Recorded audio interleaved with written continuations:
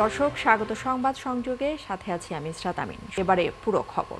দর্শক, ঠিক এই মুহূর্তে ফরেন সার্ভিস একাডেমিতে প্রধান উপদেষ্টার উপস্থিতিতে চলছে একটি সম্মেলন। আমরা সরাসরি চলে যাচ্ছি সেখানে। পথটাকে পরিষ্কার করে তারপরে আমরা সনদ স্বাক্ষর করার দিকে অগ্রসর হব। জাতির কাছে সবগুলো বিষয়কে পরিষ্কার করে তারপরে জুলাই সনদ স্বাক্ষরিত হলে তবেই সেটা বাংলাদেশে কার্যকরভাবে বাস্তবায়ন করা সম্ভব এবং জাতির প্রত্যাশাকে পূরণ করা সম্ভব। ধন্যবাদ সকলকে।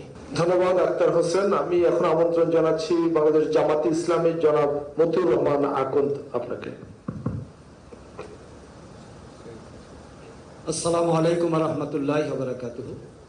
মাননীয় প্রধান উপদেষ্টা, কমিশনের সম্মানিত সদস্যবৃন্দ, জাতীয় নেতৃবৃন্দ, আমি মহান আল্লাহর দরবারে শুকরিয়া আদায় করছি। একটি ঐতিহাসিক মুহূর্তে আজকে আমরা এখানে উপস্থিত হতে পেরেছি, আলহামদুলিল্লাহ। জুলাই সনদ তৈরি করার ক্ষেত্রে ঐক্যমত্য কমিশন এবং বিভিন্ন রাজনৈতিক দল ঘন্টার পর ঘন্টা নয়, দিনের পর দিন এখানে আলোচনা করেছেন।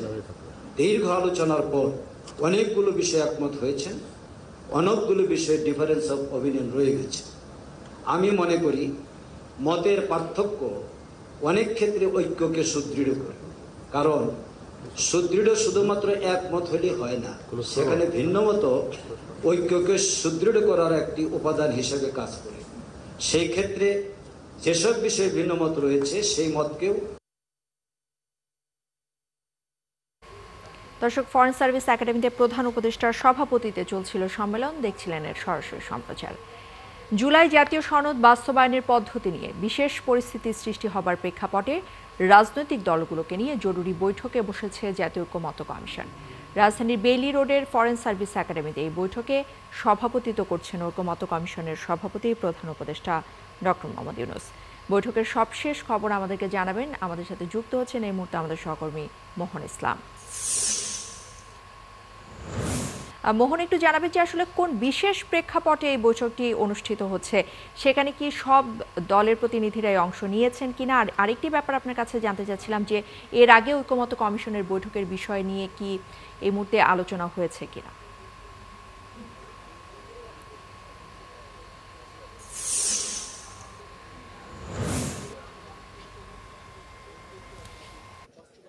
ইরশাদ, আপনি আসলে আমরা দেখছিলাম যে বাংলাদেশ টেলিভিশনের সৌজন্যে যারা নেতৃবৃন্দ রয়েছেন, বিশেষ করে বড় বড় রাজনৈতিক দলগুলো, তারা কিন্তু কথা বলছেন এবং বলছিলেন কিন্তু যে জুলাই সনদের গুরুত্ব এবং জুলাই সনদ বাস্তবায়নের প্রক্রিয়া অনুযায়ী জাতির কাছে আসলে আরও বেশি ক্লিয়ার করার জন্য, অর্থাৎ জাতি যেন সুস্পষ্ট থাকে, তারপর জুলাই সনদ স্বাক্ষরের বিষয় সামনে আসবে। এবং আপনি যেমনটা জিজ্ঞেস করছিলেন যে আসলে কোন বিশেষ প্রয়োজনে আজকের এই স্বাক্ষর অনুষ্ঠানের ঠিক আগ মুহূর্তে এই ধরনের অধিবেশন বসেছে, আমরা যতটুকু জেনেছি যে জুলাই সনদ নিয়ে একটি অনিশ্চয়তা তৈরি হয়েছিল। স্বাক্ষর নিয়ে অনেকগুলো রাজনৈতিক দল আমাদেরকে জানিয়েছে যে তারা স্বাক্ষর করতে রাজি হচ্ছে না। বিশেষ করে 7টি অঙ্গীকারনামা জুলাই সনদে রাখা হয়েছে, সেই অঙ্গীকারনামাগুলো নিয়ে অনেক রাজনৈতিক দলের আপত্তি রয়েছে। বিশেষ করে যদি বলি যে নোট অফ ডিসেন্ট অর্থাৎ ভিন্ন মত, আপনি জানেন যে 84টি সংস্কার কার্যক্রম সহ যাবতীয় বিষয়ে যে আলোচনা হয়েছে, সেখানে অনেকগুলো রাজনৈতিক দল তাদের নোট অফ ডিসেন্ট দিয়েছিলেন, ভিন্ন মত দিয়েছিলেন যে তারা যদি নির্বাচনে পাশ করে আসে, নির্বাচনের আগে তারা তাদের যে ইশতেহার দিবেন সেই ইশতেহারে উল্লেখ করবেন এবং পাশ করে আসার পরে এই জিনিসগুলো পাশ করবেন তাদের মতো হিসাবে আর কি। এবং সেইখানে কিন্তু ঐক্যমত্য কমিশন অর্থাৎ সংস্কার কমিশনের কিন্তু এক ধরনের প্রস্তাব রয়েছিল। সেই নোট অফ ডিসেন্টগুলোকে গুরুত্ব দেওয়া হয়নি বলে কিন্তু কয়েকটি রাজনৈতিক দলের নেতা আমাদেরকে জানিয়েছেন। যে জায়গা থেকে বলা হচ্ছে যে যদি আসলে এখনই বাস্তবায়ন করা হয়, সে অর্থে তারা যে নোট অফ ডিসেন্টগুলো দিয়েছে সেগুলো তারা পাশ করার পর আসলে কিভাবে বাস্তবায়ন করবে, এর আগে যদি সবকিছু বাস্তবায়ন হয়ে যায়, এই ধরনের একটি যখন অবস্থা সৃষ্টি হলো, তখন আজকে বিকেলে কিন্তু আপনি জানেন প্রধান উপদেষ্টা সভাপতিত্বে ঐক্যমত্য কমিশনের সদস্য এবং সরকারের কয়েকজন উপদেষ্টাদের একটা বৈঠক হয়েছে। সেই বৈঠকেই আসলে এই ধরনের গুরুত্ব অনুভব করেছে যে রাজনৈতিক দলগুলোর সাথে বসা উচিত এবং বসে আলোচনা করে সমাধান করা উচিত। সেই জায়গা থেকে বসেছেন এবং সকল রাজনৈতিক দলের নেতাদেরকে আমরা প্রবেশ করতে দেখেছি। বিশেষ করে বিএনপি, জামায়াতে ইসলামী, এনসিপি থেকে শুরু করে বাম, ডান সহ যে রাজনৈতিক দলগুলো রয়েছে সবাই এসেছে এবং সবাই কিন্তু এখানে বক্তব্য দিচ্ছেন। আমরা কিন্তু শুনছিলাম যে বিপ্লবী ওয়ার্কার্স পার্টি সাইফুল হক তিনি বলছিলেন যে এই সনদ স্বাক্ষরের মধ্য দিয়ে যে ফেব্রুয়ারিতে নির্বাচন হবে সেই নির্বাচনে যাওয়া যাবে এবং রাষ্ট্র একটি নতুন কাঠামো পাবে সংস্কারের বিষয় এবং অন্যান্য রাজনৈতিক নেতৃবৃন্দ যারা রয়েছে তানিয়ারব থেকে শুরু করে অনেককে আমরা দেখেছি কথা বলতে, এখনও কথা বলছেন। মোটা থেকে বলতে গেলে ইশরাত, যে জুলাই সনদ স্বাক্ষর আর 2 দিন বাকি, তার আগে একটা অনিশ্চয়তা তৈরি হয়েছে, সেই তৈরিটা যেন না হয়, সকল রাজনৈতিক দল যেন স্বাক্ষর করে সেই বিষয়ে কথা বলার জন্য এবং অনুষ্ঠানটা কেমন হবে সেই বিষয়ে এক ধরনের সিদ্ধান্ত আসার জন্য রাজনৈতিক দলগুলোর সাথে প্রধান উপদেষ্টা ডক্টর মোহাম্মদ ইউনূস তিনি নিজেই বসেছেন এবং আশা করা হচ্ছে আজকের এই আলোচনার মধ্য দিয়ে এক ধরনের সিদ্ধান্তে পৌঁছানো যাবে, যেটা আসলে ইতিবাচক হবে বলে আশা করছেন সরকার পক্ষ। ইশরাত, ধন্যবাদ আপনাকে। দর্শক, ফরেন সার্ভিস একাডেমি থেকে আমাদের সাথে যুক্ত হয়েছিলেন আমাদের সহকর্মী মোহন ইসলাম। এর আগে জুলাই জাতীয় সনদ স্বাক্ষর অনুষ্ঠানে সামনে রেখে বিকেলে রাষ্ট্রীয় অতিথি ভবন যমুনায় প্রধান উপদেষ্টার সভাপতিত্বে জাতীয় ঐকমত্য কমিশনের একটি বৈঠক অনুষ্ঠিত হয়। দুপুরে রাষ্ট্রীয় অতিথি ভবন যমুনায় অনুষ্ঠিত এই বৈঠকে সভাপতিত্ব করেন অধ্যাপক মোহাম্মদ ইউনূস। তিনি এই কমিশনের প্রধান। বৈঠকে ঐকমত্য কমিশনের সহ সভাপতি অধ্যাপক আলী রিয়াজ সহ অন্যান্য সদস্যরাও সেখানে উপস্থিত ছিলেন। এছাড়া জাতীয় নিরাপত্তা উপদেষ্টা খলিলুর রহমান এবং প্রধান উপদেষ্টার মুখ্য সচিব এম সিরাজউদ্দিন মিয়াও বৈঠকে ছিলেন। 6টি সংস্কার কমিশনের 84টি সংস্কার প্রস্তাব নিয়ে তৈরি হচ্ছে জাতীয় জুলাই সনদ। শুক্রবার এই সনদ সই হওয়ার কথা রয়েছে। অ্যাটমসফিয়ার আমাদেরকে বজায় রাখতে হবে, যে অ্যাটমসফিয়ার আমরা কখনো পতিত স্বৈরাচারকে আর কখনো এখানে সুযোগ নিতে দেব না। যেভাবেই হোক, দীর্ঘদিন অনির্বাচিত অবস্থায় একটা সরকার পরিচালিত হলে যে সমস্ত সমস্যা দিয়ে উৎপত্তি হয় সেটা এখনো হয়েছে। সেই জন্য আমরা বারবার তখন থেকেই পার্সু করতেছিলাম, বলতেছিলাম যে যথাশীঘ্র সম্ভব নির্বাচিত একটি রাজনৈতিক সরকার প্রতিষ্ঠা হওয়া দরকার। তা না হলে পৃথিবীর বিভিন্ন দেশে এ সমস্ত অভ্যুত্থান পরবর্তীতে যা কিছু দেখা হয়েছে, যে সমস্ত সিমটম, সেই সিমটম এই দেশেও উৎপত্তি হবে এবং হয়েছেও তাই। এখন আরো বিলম্বিত হলে আরো বেশি সমস্যার উদ্ভবের সম্ভাবনা বিস্তর। জুলাই জাতীয় সনদ প্রণীত হয়েছে, প্রায় স্বাক্ষরের জন্য অপেক্ষায় আছি। এখানে যে সমস্ত বিষয়ে নোট অফ ডিসেন্ট দেয়া হয়েছে সেই বিষয়গুলো নোট অফ ডিসেন্ট দেওয়ার জন্য তো মাননীয় উপদেষ্টা আপনি ঐকমত্য কমিশনের সকল রাজনৈতিক দলের সাথে আলোচনা করেছেন। যদি এখানে কোনো নোট অফ ডিসেন্ট নাই দেয়া হতো, কিছু কিছু বিষয় অনৈক্য নাই হতো, তাহলে জাতীয় ঐকমত্য কমিশন থেকে যে সমস্ত প্রস্তাব দেয়া হতো সবাই একমত হয়ে যেতাম, আর কোনো আলোচনার প্রয়োজন ছিল না। সমস্ত প্রস্তাবে যদি সবাই একমত হতো, আপনাদের আমরা, তাহলে দীর্ঘ এই 12 মাস পর্যন্ত আমাদের এই চর্চার প্রয়োজন হতো না মাননীয় উপদেষ্টা।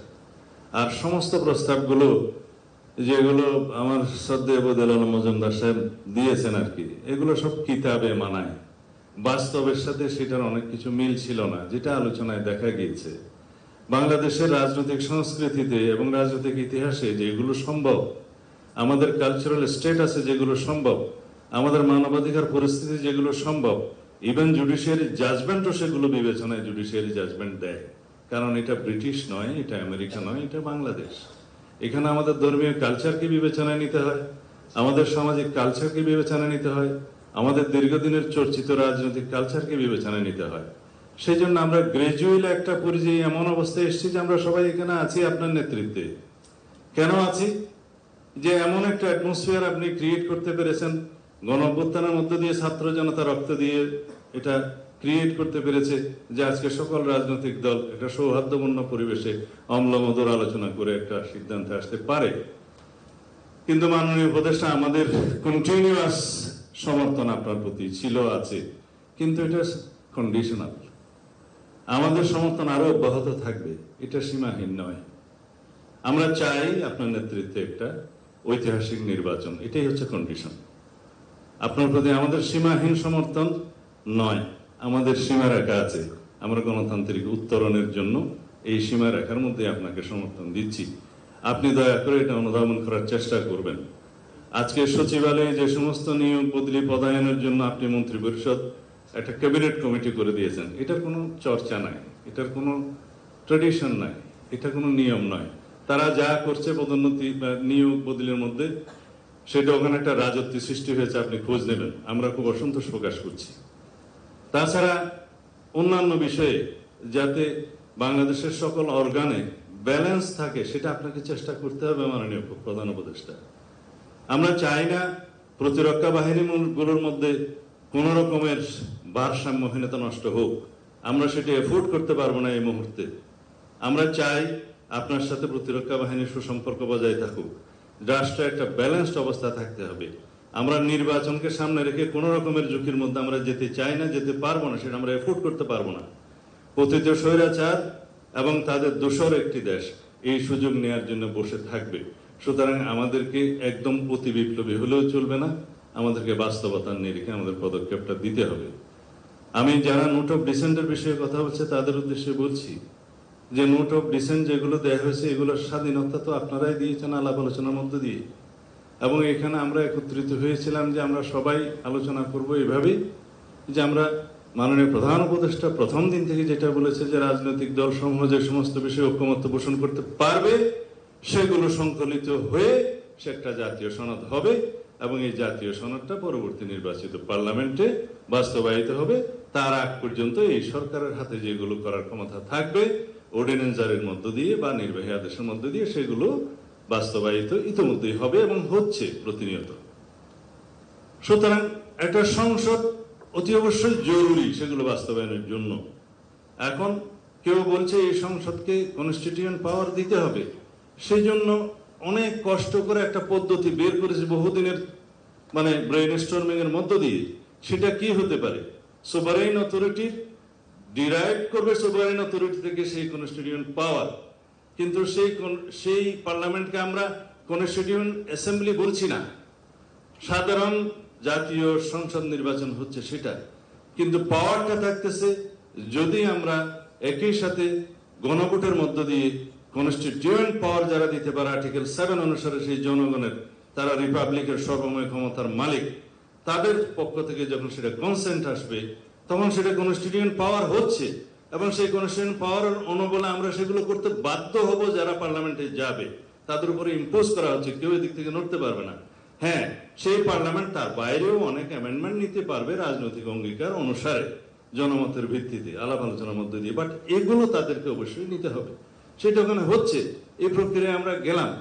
এখন একটা জাতীয় সংসদ নির্বাচনের 4 মাস বাকি, তার মধ্যে 2 মাস আগে তফসিল ঘোষণা করতে হবে, তার আগে থাকে 1.5-2 মাস। সেই সময়ের মধ্যে আরেকটা বিশাল আয়োজন জাতীয় সংসদের মধ্যে আয়োজন করা মাননীয় উপদেষ্টা বাংলাদেশের প্রেক্ষিতে সেটা কতটুকু বাস্তবায়ন এবং ফলাফলে কি? সারা সমগ্র দেশের জনগণ সংস্কারের জন্য বসে আছে, সংস্কারের পক্ষে, সমস্ত রাজনৈতিক দল সংস্কারের পক্ষে, জাতি পক্ষে। এখানে নেগেটিভ ভোট কয়টা পড়বে হাতে গোনা যাবে, সবাই পজিটিভই দেবে। বাকি রইল নোট অফ কনসেন্টের জন্য। মাননীয় প্রধান উপদেষ্টা বলাই আছে যে সমস্ত রাজনৈতিক দল নির্বাচনী ইশতেহারে নোট অফ ডিসেন্ট গুলো উল্লেখ করে জনগণের ম্যান্ডেট প্রাপ্ত হবে, তারা সেইভাবে নোট অফ ডিসেন্ট গুলো বাস্তবায়ন করতে পারবে। এখন আমাদের কিছু নোট অফ ডিসেন্ট আছে, অন্য একটা দলের কিছু নোট অফ ডিসেন্ট আছে, তারা যদি সংসদে ম্যান্ডেট প্রাপ্ত হয়ে যায়, সেরকম মেজরিটি পায়, তাহলে তারা সেটা বাস্তবায়ন করবে। আমরা খুব বেশি বিষয় ওখানে উল্লেখ করিনি, কয়েকটা বিষয় আছে বাস্তবতার ভিত্তিতে করেছি। আমরা 70 অনুচ্ছেদে, যখন প্রথম অনুচ্ছেদ 70 অনুচ্ছেদে আমরাই রাজি হই প্রথম নোট অফ ডিসেন্ট সহকারে, যে হ্যাঁ এমপিদের স্বাধীনতা 2 ক্ষেত্রে থাকবে না, অর্থ বিল এবং আস্থা ভোট। বাকি অনেকে বলছে এটার সাথে সংবিধান সংশোধনও থাকতে পারে, এগ্রিড। আমরা বলছি তার সাথে আরেকটা থাকুক, যে দেশে যুদ্ধ পরিস্থিতির মতো কোনো পরিস্থিতি হলে সেই সময় যেন এমপিরা স্বাধীনভাবে ভোটটা দিতে না পারে দলের পক্ষে। এটা খুব মেজর কিছু নয়। প্রধান বিচারপতি নিয়োগের ক্ষেত্রেও একই। কেউ বলেছে আপিলেট ডিভিশন থেকে নিয়োগ করতে হবে, সেটা একটা ডেভেলপমেন্ট। আগে সেই বাধ্যবাধকতা ছিল না, যে কাউকে বানানো যেত। আমরা বলছি এটা এগ্রি, কিন্তু 2 জনের অপশনটা প্রেসিডেন্টের হাতে থাকে এই জন্যই ভালো, যে হঠাৎ করে যদি কেউ সিনহার মতো লোক এসে যায় সেই ক্ষেত্রে একটা অসুবিধায় পড়তে হবে জাতিকে। কারণ যে সমস্ত রিক্রুটমেন্ট হয়েছে জুডিশিয়ারিতে আপনারা সবাই জানেন যে আরো 15 বছর লাগবে এগুলো ক্লিন আপ হইতে। তো সুতরাং একটা অপশন থাকলো, এগুলোই নোট অফ ডিসেন্ট, ছোটখাটো। আমরা বলেছি আমরা দ্বিতীয় চেম্বার চাই, আপার হাউস চাই, 100 সদস্যের চাই, কিন্তু সেই নিয়োগ প্রক্রিয়া বা মনোনয়ন প্রক্রিয়া বা নির্বাচন প্রক্রিয়া নিয়ে একটু নোট অফ ডিসেন্ট আছে, 2 রকম প্রক্রিয়া আছে। এগুলোই সামান্য নোট অফ ডিসেন্ট। এখন যদি প্রতিটা প্রশ্ন গণভোটে আসে, সেই গণভোট একটা অসংখ্য প্রশ্নাবলীর একটা সংকলিত বই হয়ে যাবে, আর ব্যালট থাকবে না। সেই জন্য আমরা বলছি যে জাতীয় সনদটা যেভাবে প্রণীত হয়েছে আমরা সবাই সেভাবে স্বাক্ষর করি, করার পরে সেটা পাবলিশ হবে, ওয়েবসাইটে যাবে, সরকার পাবলিশ করবে, ইলেকশন কমিশন পাবলিশ করবে, সমস্ত নির্বাচিত দল, সমস্ত রাজনৈতিক দলগুলো তাদের ইশতেহারে দিবে, জনগণ অবহিত হবে। ইন টোটাল একটা গণভোট হবে যে এই জুলাই জাতীয় সনদের পক্ষে আপনারা আছেন কি না, হ্যাঁ অথবা না বলেন, ছোট্ট একটা ব্যালট, এই একটা মাত্র কোয়েশ্চেন। এখন যদি এই জুলাই মানে গণভোটটা যদি আগে হবে না পরে হবে, এটা তো ঘটনা একই। এটা তাল দপ করিয়া পড়িলেও না পড়িয়া দপ করিলেও কথাতে একই। এটা হ্যাঁ বলবে অথবা না বলবে। এখন যদি একই দিনে একটা ছোট্ট ব্যালটে গণভোট হয়, সেটা আমাদের জন্য সবচেয়ে সুবিধাজনক এবং আলাদা ব্যয়বহুল হবে না, আলাদা ম্যান পাওয়ার অ্যারেঞ্জমেন্ট করতে হবে না, আলাদা নির্বাচনী বাক্স হবে না, আলাদা বুথ চেম্বার হবে না এবং সমস্ত জনবল হবে না, অনেক কিছুই হবে না আরেকটা নির্বাচনের মতো। আমরা মনে করি যারা আগে গণভোট অনুষ্ঠানের জন্য পার্শ্ব করছে সেটা অবশ্যই তাদের অধিকার আছে, কিন্তু এটা কতটা যৌক্তিক আপনারা সবাই একটু চিন্তা করে দেখবেন। এবং আমরা মনে করি সেটা নির্বাচন বিলম্বিত করার একটা প্রয়াসও হয়তো বা হতে পারে, আমাদের কাছে তাই মনে হয়।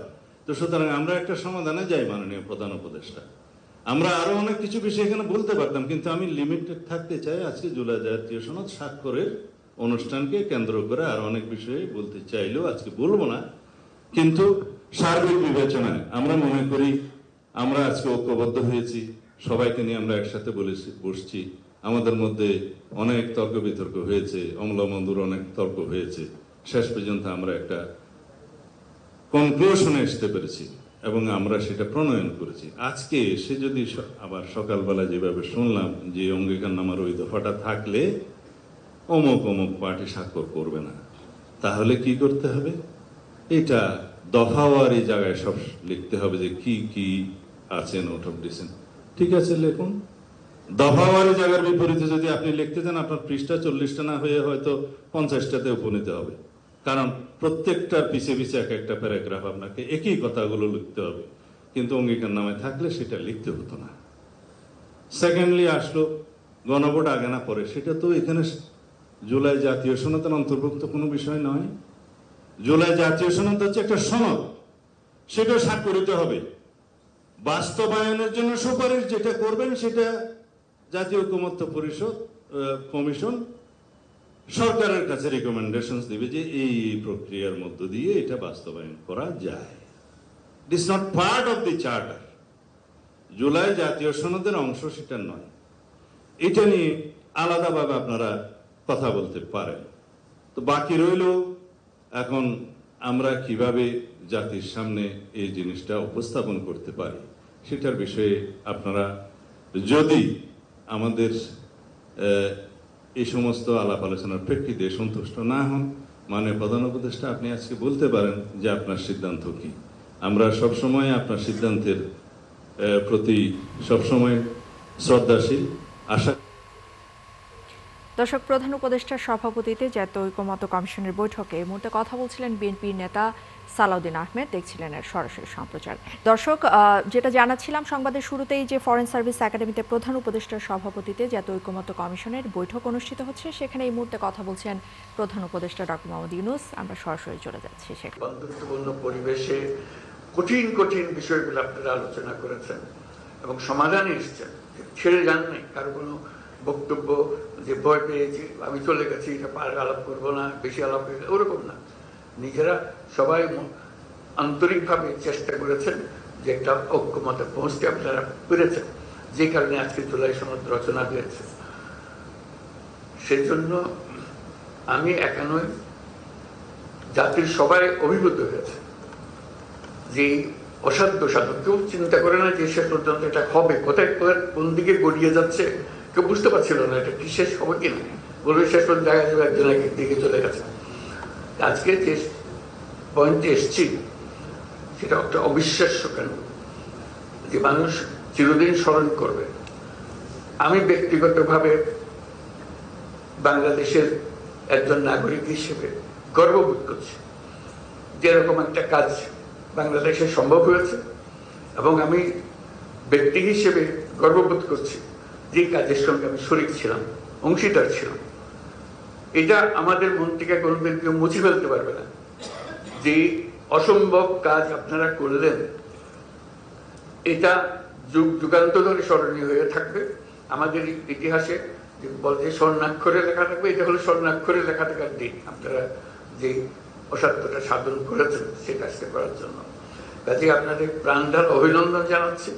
যে এটার এই অভিনন্দন একবার বললে হবে না, হাজারবার বলতে হবে, এবং বলবে জাতি আপনাদের কাছে সেটা চাইবে, আপনাদেরকে দেবে সেটা।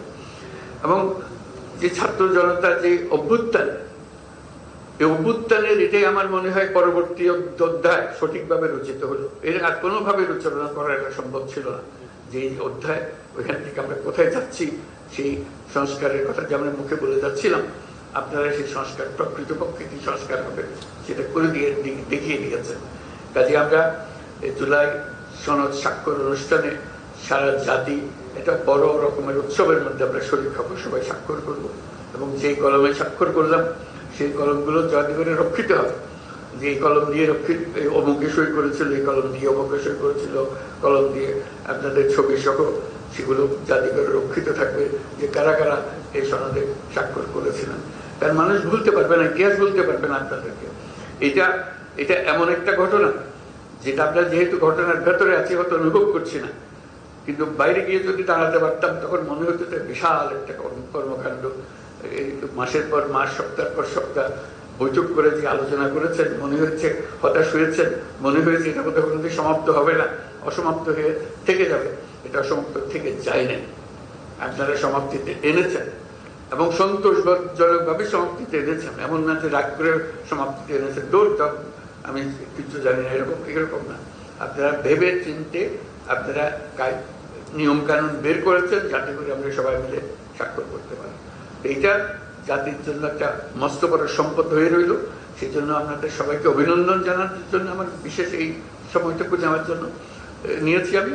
আর এই ঐক্য কর্ম কমিশনের সহসভাপতি প্রফেসর আলী রিয়াজ সাহেবকে ধন্যবাদ জানানো, সবাইকে সঙ্গে নিয়ে যিনি অক্লান্ত পরিশ্রম করেছেন এটার পেছনে, এবং তার সহকর্মী যারা আছেন কমিশনের সদস্যবৃন্দ, তারা যে পরিশ্রম করেছেন সেই পরিশ্রম আমরা জাতি সবসময় স্মরণ করবো, শ্রদ্ধার সঙ্গে স্মরণ করবো। তাদের এই কন্ট্রিবিউশন যেটা, অবদান যেটা এখানে হলো, সেটাকে চিরস্মরণীয় করে রাখার জন্য। আর যে দলিলগুলো আপনারা তৈরি করেছেন সেই দলিলগুলো হারিয়ে যাবে না। আমরা চেষ্টা করব, অন্তত আমি যতদিন পারি চেষ্টা করব যেগুলো প্রত্যেকের কাছে যেন যায়। যেভাবে স্কুলের ছেলে মেয়েরা কিভাবে কি আঙ্গিকে পড়বে, জানবে যে এসেন্সটা কি ছিল, কি বিষয় ছিল। কলেজে গেলে তারা কি অঙ্গিটা এটা দেখবে, যাতে করে সবার মনের মধ্যে থাকে কেন আমরা এই একমত হতে পেরেছি, এই একমত তার মধ্যে আমরা সঞ্চারিত করতে পারি কিনা। একমত হওয়া এক জিনিস, এটাকে সঞ্চারিত করা আরেক জিনিস। এই সঞ্চারণের দায়িত্ব আমাদেরকে নিতে হবে সরকার হিসেবে, যে আমরা প্রক্রিয়া শুরু করব যাতে করে মানুষের মনে যায়, তারা প্রশ্নগুলো দেখে, উত্তরগুলো দেখে, এটা তার মনে লাক্সই মনে হচ্ছে কিনা, ভবিষ্যতে সে কি করবে, অন্তত তার কাছে পরিষ্কার হতে হবে বিষয়গুলো। এবং এগুলো জনসাধারণের মধ্যে তাদের ভাষায় সংক্ষেপে বলার জন্য মতো করে প্রচার করা। আরেকটি জিনিস ইতিমধ্যে আমি বলে রেখেছি ডিপার্টমেন্টকে, যে আপনারা যে বিতর্কগুলো করেছেন এগুলো একটা অমূল্য সম্পদ। এগুলোকে সুন্দর সুন্দর করে বিষয়ভিত্তিক করে করে এই আলোচনাগুলো ভিডিও করে রাখা, এগুলো বই করে রাখা, যাতে করে এটা সম্পদ হিসেবে আমাদের থাকে, হারিয়ে না যায়। এই ভিডিও ছেলে মেয়েরা দেখবে, নাগরিকরা দেখবে, যারা রাজনীতি করে, যারা রাজনীতি করে না তারা দেখবে, বিষয়গুলো পরিষ্কার হবে তাদের কাছে, কিন্তু বিষয়ভিত্তিক হবে। আপনাদের সেগুলো এডিশন বা এডিশনস হতে থাকবে, যেগুলো মানুষের কাছে অ্যাভেলেবল হবে, সোশ্যাল মিডিয়াতে থাকবে, যেগুলো দেখতে পারে এই ইস্যুতে বিতর্কটা কি ছিল, সমাধানটা কি হয়েছিল, আমি কোন পক্ষে এটাতে থাকতাম, এটা আমি যদি সুযোগ পেতাম, এটা তারা নিজেকে এটার আলোচনার একটা অংশ হিসেবে মনে করবে। কাজে এখানে এটা শেষ হয়ে গেল না, জুলাই সনদ আমরা সই করে দিলাম, এটা শেষ হলো, এটা মস্ত বড় একটা অধ্যায় শেষ হলো, কিন্তু আরো বহু অধ্যায়ের সূত্রপাত করবে। কাজে সেইভাবে আমরা অগ্রসর হবো যাতে করে এটা কোথাও হারিয়ে না যায়, এটা ছবিতে, বইতে, পাঠ্য বইতে, নানা জায়গাতে এটাকে ছড়িয়ে দেওয়া, যাতে করে আমরা জানি এই কি জন্য আপনারা এই পরিশ্রমগুলো করেছিলেন, কি জিনিস অর্জন করার জন্য, কি জাতি তৈরি করার জন্য আপনারা করেছিলেন, সেটা যেন সবার মনে গ্রথিত হয়ে থাকে। আমরা দৈনন্দিন জীবনে সে যেন এটাকে ব্যবহার করতে পারে। আমরা সবাইকে যেন জানি যে এটার পেছনে কি যুক্তিগুলো ছিল, তারা সেই যুক্তির অংশ হয়ে যাবে। আমার চেষ্টা হলো আজকের এই যে অসম্ভবকে সম্ভব করার যে কাজটা হলো, সেটাকে স্মরণীয় করে রাখা, এটাকে ব্যবহারে রেখে দেওয়া। এটা এখানে সমাপ্তি হলো ওরকম যেন না হয়। এটার পরবর্তী ধাপগুলো যেন আমরা অর্জন করতে পারি। নির্বাচনের কথা এসছে, আবারও বলছি, বারে বারে বলছি, যত জায়গায় গেছি, এই যে সম্মেলন করলাম সেখানে বলে এসছি, ফেব্রুয়ারি মাসে নির্বাচন হবে।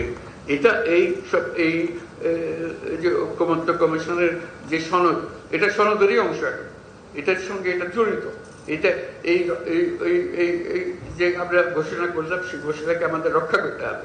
এটা এমন না যে কথার কথা বলে ফেলেছি, আচ্ছা ঠিক আছে 2 দিন পরে হলে কি হয়, ওরকম না। এটা ফেব্রুয়ারিতে হবে এবং ওই যে বারে বারে বলেছে, এটা উৎসবমুখর নির্বাচন হবে। সেই উৎসবমুখর নির্বাচনের জন্য যা যা করতে হয় সবটা আমরা করবো, আমাদের সাধ্যে যতগুলো। এটার সঙ্গে আমরা কোনো কম্প্রোমাইজ করবো না। যে আমাদের কাজ হলো, দায়িত্ব হলো, আপনারা যেরকম সবাই মিলে এই সনদ তৈরি করেছেন, আমাদের সরকারের দায়িত্ব হলো সবাই মিলে উৎসবমুখ নির্বাচনটা করে দেওয়া। তাহলে আমাদের কাজ একটা পরিণতিতে আসলো। তা না হলে তো পরিণত হলো না, আমরা সুন্দর একটা সনদ করলে আমরা গিয়ে বন্ডল করে একটা নির্বাচন করলাম। এই নির্বাচন তো কোনো দরকার নেই আমাদের কাজে। নির্বাচনটাও যেন একটা জুৎস হয়ে লাক্স হয়ে গেল, যে এটা মনে করে যে এটা স্বয়ং সম্পূর্ণ একটা জিনিস, এটার সঙ্গে এটা বিচ্ছিন্ন কোনো ঘটনা না। এটা সনদ এক জিনিস, নির্বাচন আর জিনিস, ওরকম যেন না হয়। ওই যে উত্তরণটা কিভাবে হবে সেটা নিয়ে প্রশ্ন উঠছে, সেটার উত্তরও ওর মধ্যে দেওয়া আছে। এই উত্তর নিয়ে আমরা সন্তোষজনক ভাবে যাতে আমরা উত্তরণটা আমরা করতে পারি, যে অ্যাডাপশনটা কিভাবে হবে, আমাদের ট্রানজিশনটা কিভাবে হবে, সেটাও আপনারা যেভাবে সিদ্ধান্ত দিয়েছেন সেভাবে আমরা অগ্রসর হবো। আমাদের পরিপূর্ণ প্রচেষ্টা হবে। আপনারা যত কষ্ট করে এটা রচনা করেছেন, এতজন মিলে কমিশন, এবং আপনারা রাতের পর রাত, দিনের পর দিন, মাসের পর মাস যে কষ্টটা করেছেন, সেটা যেন আমরা বাস্তবে রূপান্তর করতে পারি নির্বাচনের মাধ্যমে, আমাদের দৈনন্দিন রাজনীতির মাধ্যমে যেন আমরা সেটাকে রূপান্তরিত করতে পারি। এই হলো আমাদের আশা।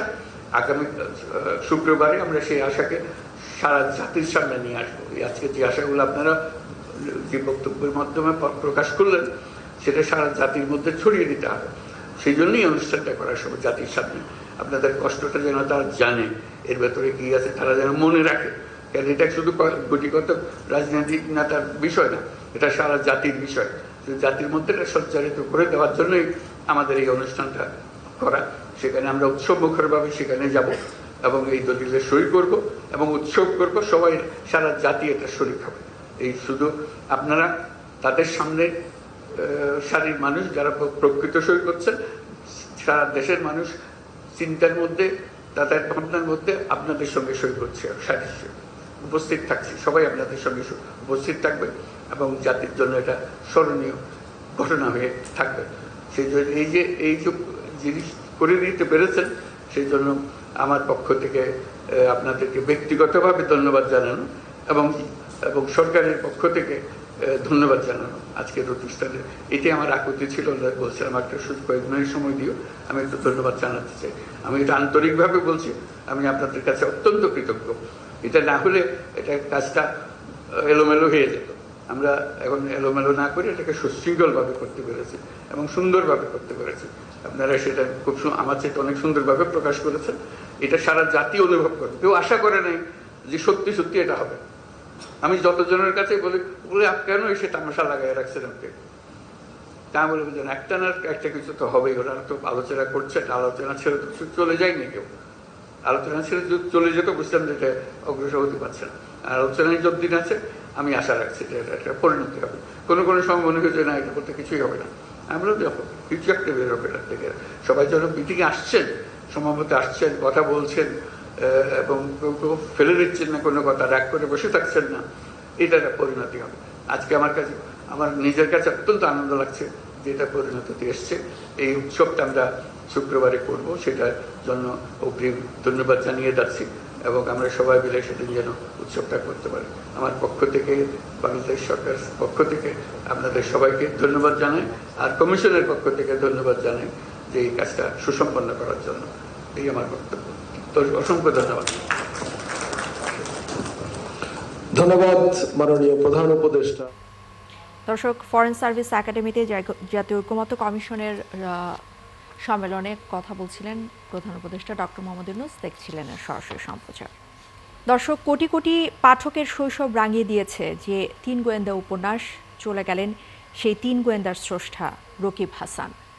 বুধবার রাজধানীর একটি হাসপাতালে শেষ নিঃশ্বাস ত্যাগ করেছেন তিনি। ডায়ালাইসিস চলাকালীন সময় হঠাৎ হৃদযন্ত্রের ক্রিয়া বন্ধ হয়ে যায় তার। মৃত্যুকালে তার বয়স হয়েছিল 75 বছর। তার চলে যাওয়া যেন কিশোর পাঠকের কাছে এক বিশাল শূন্যতা।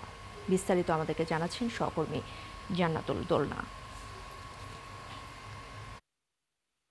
প্রজন্মের পর প্রজন্মকে কল্পনার জগতে নিয়ে যাওয়া এক স্বপ্নচারী লেখক তিনি। তার সৃষ্ট মুসা, রবিন আর কিশোরের অগণিত রোমাঞ্চকর গল্প যেন এক প্রজন্মের আবেগের নাম। প্রথমে অনুবাদ, পরে মৌলিক সৃষ্টিতে জয় করেন পাঠকের মন। টারজান, গোয়েন্দা রাজু, এমন অসংখ্য সিরিজের পাশাপাশি সবচেয়ে জনপ্রিয় হয়ে ওঠে 3 গোয়েন্দা। বাংলাদেশের কিশোরদের জন্য এটি শুধু গল্প নয়, তার রচনায় ছিল শৈশবের এক অনন্য সময়। রকিব হাসানের কলমে 3 গোয়েন্দা পেয়েছিল দেশীয় স্বাদ আর নিজস্ব ভাষা। তার লেখা থেকেই প্রজন্মের পর প্রজন্ম শিখেছে সাহস, বন্ধুত্ব আর কৌতূহলের মানে। 1950 সালের 12 ডিসেম্বর কুমিল্লায় জন্ম নেন রকিব হাসান। চাকরি জীবনের নিয়মে না বেঁধে তিনি বেছে নিয়েছিলেন কলমকে। লেখালেখি হয়ে ওঠে তার জীবন সঙ্গী। জান্নাতুল দোলনা, 71। যারা আমরা আশা করি এই গণভোটে না ভোটের পরিমাণ হাতে গোনা যাবে। আমি মনে করি জুলাই জাতীয় সনদের সাথে নির্বাচন অনুষ্ঠানের কোনো সম্পর্ক নাই। আমরা জুলাই জাতীয় সনদ যেটা প্রণয়ন করছি তার সাথে সম্পর্ক কি? আমি মনে করি জুলাই জাতীয় সনদের সাথে নির্বাচন অনুষ্ঠানের কোনো সম্পর্ক নাই। এই সংস্কার সারা জাতি চায়, আমরাও চাই। এই সংস্কার যেই দলই ক্ষমতায় আসুক বা জাতীয় সংসদে যারাই মেজরিটি পাক তাদেরকে এটা বাস্তবায়ন করতেই হবে। গণভোটের কথা আমরা বলেছি, সেই গণভোট যাতে জনগণের পক্ষ থেকে একটা সার্বভৌম এখতিয়ারের যাতে কর্তৃত্ব প্রদান করা হয়, যাতে সেটা ম্যান্ডেটরি হয় জাতীয় সংসদের উপরে, সমস্ত সংসদ সদস্যদের উপরে, যাতে এই সংস্কারগুলো যেগুলো জনগণ পক্ষে রায় দিবে সেটা যেন গ্রহণ করি। কথা থাকলো জুলাই জাতীয় সনদে কি কোনো প্রশ্ন থাকবে? গণভোটের ব্যাপারে একটাই প্রশ্ন থাকতে হবে। আমরা জুলাই জাতীয় সনদ সবাই স্বাক্ষর করব। যে সমস্ত বিষয়ে ভিন্ন মত আছে, নোট অফ ডিসেন্ট আছে, এগুলো একদম পরিষ্কারভাবে দফাওয়ারি উল্লেখ থাকবে কি কি বিষয়ে কি কিভাবে নোট অফ ডিসেন্ট আছে। কারণ নোট অফ ডিসেন্ট দেওয়ার এখতিয়ারের জন্যই তো আমরা ঐকমত্য কমিশনে আলাপ আলোচনা করেছি।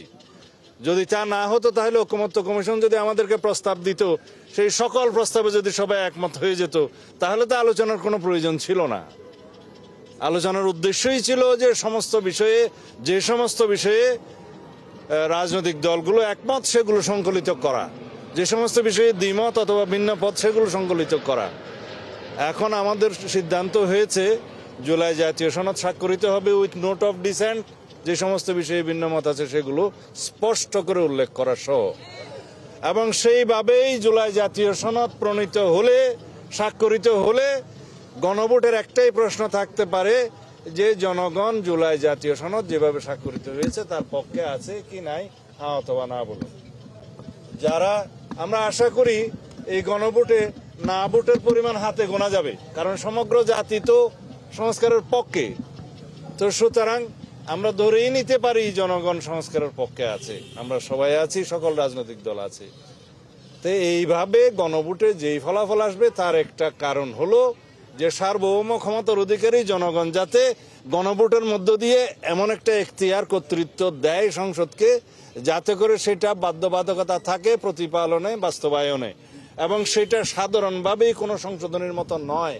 সেটাকেই বলা হচ্ছে কনস্টিটিউয়েন্ট পাওয়ার, গাঠনিক ক্ষমতা সেই সংসদকে দেয়া হচ্ছে। এবং সেইটার অনুবলে যখন কোনো সংস্কার বা সংশোধনে গৃহীত হবে, সেটা চাইলেও জুডিশিয়ারি তুড়ি মেরে উড়িয়ে দিতে পারবে না। এটাই হচ্ছে গণভোটের ভিত্তি। তো সুতরাং আমরা অপেক্ষায় আছি। আগামী 17 তারিখ আমাদের ঐতিহাসিক দলিল জুলাই জাতীয় সনদ স্বাক্ষরিত হবে। সংসদের দক্ষিণ প্লাজায়, এবং সেটার পরে সেই স্বাক্ষরিত দলিল সবার কাছে দেয়া হবে, জাতির জন্য উন্মুক্ত করা হবে। তারপরে বাস্তবায়নের প্রক্রিয়া নিয়ে সরকারের কাছে ঐকমত্য কমিশন বিভিন্ন প্রক্রিয়া সহ সুপারিশ দেবে। সেই সুপারিশ দর্শক, ঐকমত্য কমিশনের বৈঠকের পর এই মুহূর্তে সাংবাদিকদের ব্রিফ করছিলেন বিএনপি নেতা সালাউদ্দিন আহমেদ, দেখছিলেন এর সরাসরি সম্প্রচার। চলছে সংবাদ সংযোগ। সরাসরি সংবাদ ও অনুষ্ঠান দেখতে চোখ রাখবেন ৭১ ফেসবুক পেজে এবং সাবস্ক্রাইব করবেন ৭১ ইউটিউব চ্যানেলে। থাকবেন ৭১-এর সাথে।